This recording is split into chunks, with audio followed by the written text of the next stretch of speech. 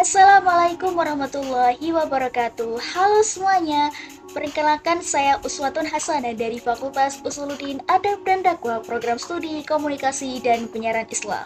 Saya dari kelas 1C. Di sini saya akan menjelaskan mengenai kode etik jurnalistik.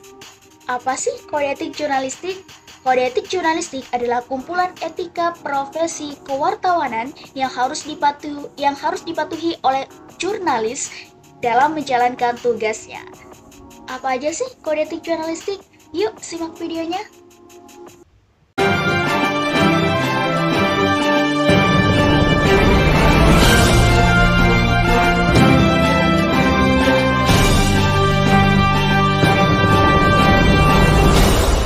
Kode etik jurnalistik Pasal 1. Wartawan Indonesia bersikap independen, menghasilkan berita akurat, berimbang, dan tidak bertingkat buruk. Apa sih yang independen, teman-teman? Independen itu tidak memihak. Contoh, seperti pemilihan presiden dan wakil presiden yang sudah lalu. Ada paslon 1 dan paslon 2. Di mana letak wartawan? Di tengah. Wartawan tidak boleh memihak antara paslon 1 dan paslon 2. Jadi, wartawan tidak boleh memihak. Jadi, jika wartawan ingin memberitakan paslon 1, ya wartawan harus juga memberitakan wartawan 2. Jadi, tidak boleh salah satunya yang diberitakan gitu. Nah, akurat itu bisa dipercaya sesuai dengan objektif terjadinya peristiwa tersebut. Nah, berimbang. Nah, kalau berimbang, semua pihak itu mendapat kesempatan setara antara korban atau pelaku. Pasal 2 yang berbunyi, wartawan Indonesia harus menempuh cara-cara profesional dalam melaksanakan tugasnya sebagai seorang jurnalistik. Seperti apa sih profesional? Menunjukkan identitas diri kepada narasumber, menghormati hak privasi, tidak menyuap. Wartawan Indonesia tidak boleh disuap dan tidak boleh menyuap, harus sesuai fakta kejadian. Terus ada lagi menghasilkan berita yang faktual dan jelas sumbernya dari mana. Pasal 3 yang berbunyi, wartawan Indonesia selalu menguji informasi, memberitakan secara berimbang, tidak mencampurkan fakta dan opini yang menghakimi, serta menerapkan asas praduga tak bersalah. Dalam pasal 3 ini teman-teman, jurnalis atau seorang wartawan itu harus cek and recheck dulu.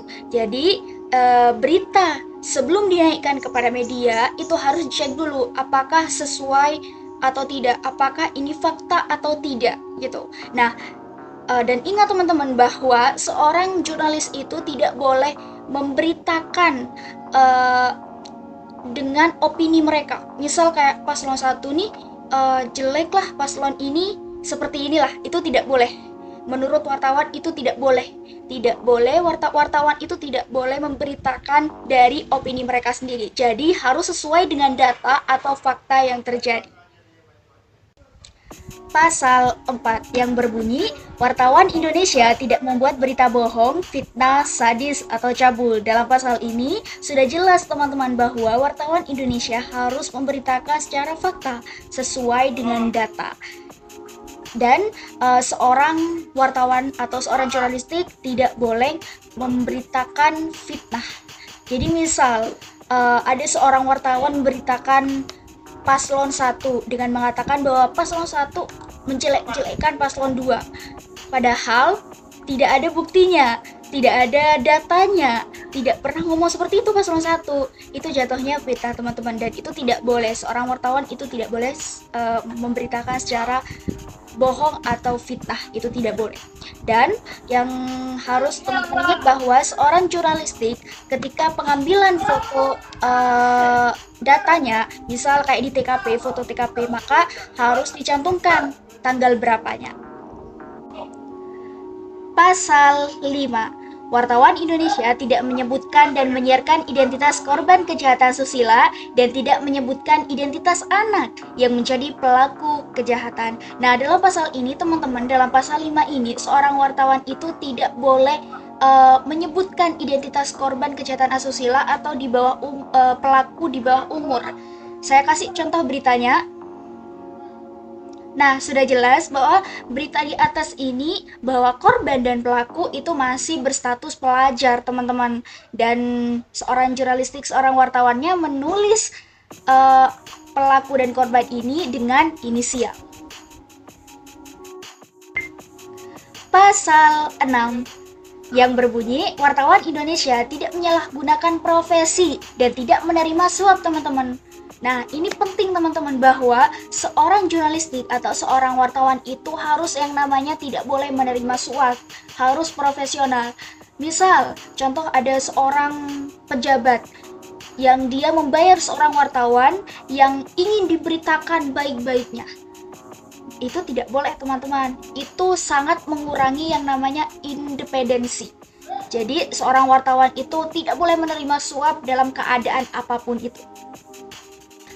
Pasal 7 yang berbunyi wartawan Indonesia memiliki hak tolak untuk melindungi narasumber yang tidak bersedia diketahui identitasnya maupun keberadaannya, menghargai ketentuan embargo informasi latar belakang dan off the record sesuai dengan kesepakatan. Mungkin teman-teman bingung apa sih embargo dan apa sih off the record.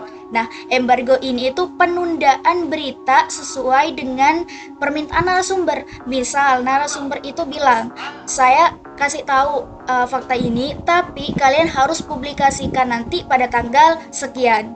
Nah, itu embargo. Kalau off the record itu segala informasi dari narasumber yang tidak boleh disiarkan atau diberitakan. Nah, misal itu narasumbernya bilang, saya kasih tahu fakta ini, tapi kalian tidak boleh rekam, tidak boleh publikasi, hanya kalian yang tahu. Itu off the record.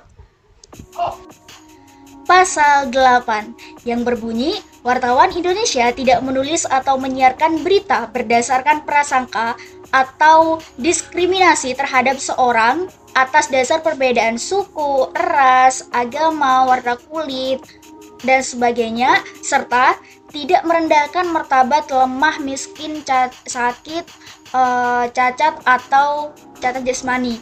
Nah, dalam pasal ini, itu seorang wartawan itu tidak boleh memberitakan secara prasangkanya mengenai suku atau perbedaannya gitu. Itu Pasal 9 yang berbunyi, wartawan Indonesia menghormati hak narasumber tentang kehidupan pribadinya, kecuali kepentingan publik.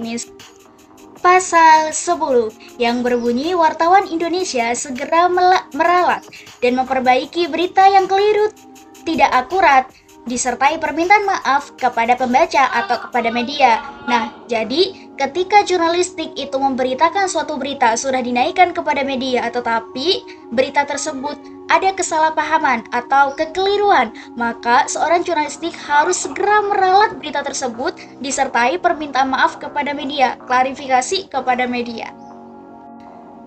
Yang terakhir ada pasal 11 yang berbunyi, wartawan Indonesia itu melayani hak jawab dan hak koreksi secara proporsional. Jadi, kesimpulannya teman-teman bahwa kode etik jurnalistik adalah hal yang harus dipatuhi oleh seorang jurnalis. Seorang jurnalistik itu harus benar-benar mematuhi kode etik, karena di luar sana banyak berita yang namanya hoax. Berita hoax itu terjadi karena seorang jurnalistik itu tidak memberitakan secara fakta, melanggar kode etik gitu. Seorang jurnalistik yang melanggar kode etik tersebut, timbullah yang namanya berita hoax di luar sana. Maka dari itu teman-teman, bahwa seorang jurnalistik harus memberitakan sesuatu itu harus disampaikan dengan yang namanya kode etik agar menghasilkan berita yang fakta, yang aktual, dan tidak ada yang namanya hoax. Mungkin hanya itu yang dapat saya sampaikan, kurang lebihnya saya mohon maaf. Wabillahi taufiq wal hidayah. Wassalamualaikum warahmatullahi wabarakatuh.